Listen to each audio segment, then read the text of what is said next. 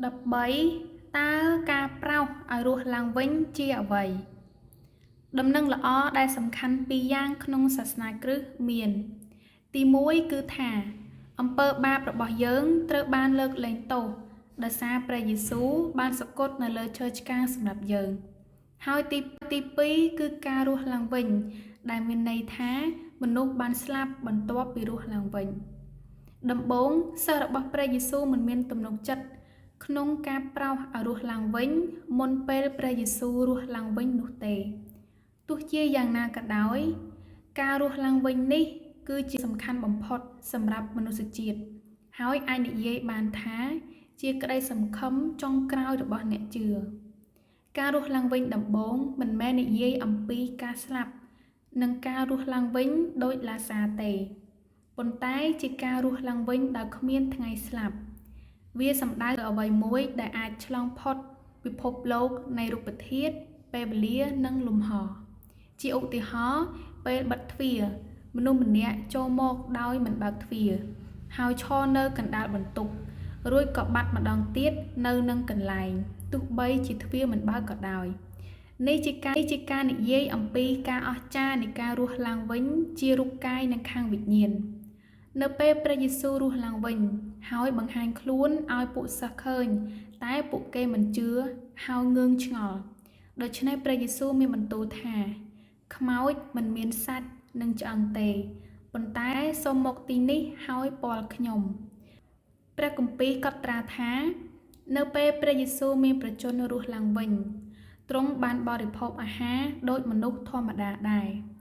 សម្រាប់ការរស់ឡើងវិញនោះបានផ្លាស់ប្ដូរទៅជាទម្រង់ដ៏ស្រស់ស្អាតខ្លាំងណាស់មុនពេលដែលព្រះយេស៊ូវបានរស់ឡើងវិញនោះទ្រង់មិនមានភាពស្រស់ស្អាតនោះទេដោយព្រះគម្ពីរបានចែងថាព្រះយេស៊ូវដូចជាដើមស្ងួតដុះចេញពីដីស្ងួតដោយគ្មានរូបរាងស្រស់ស្អាត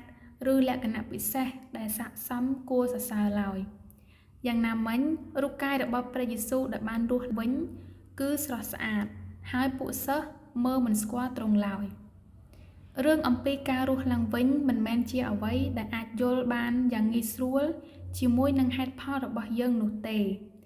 ឯនិយាយបានថានៅពេលរស់ឡើងវិញមនុស្សបានស្មើនឹងទេវតា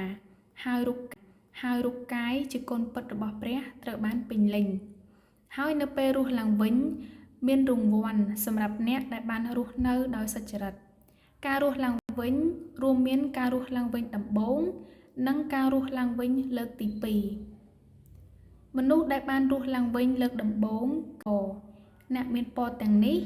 ត្រូវបានប្រោសឲ្យរស់ឡើងវិញនៅថ្ងៃដែលព្រះគ្រីស្ទយេស៊ូវយាងមកពិភពលោកនេះ